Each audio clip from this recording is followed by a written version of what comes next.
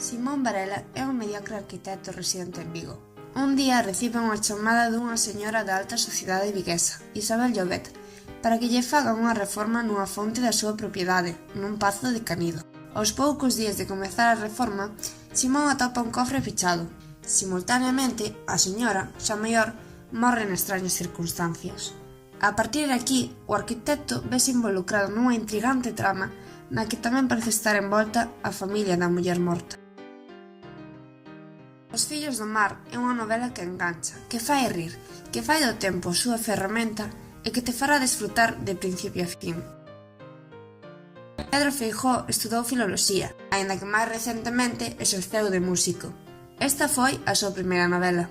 Foi finalista do Premio Xerais de Novela 2011.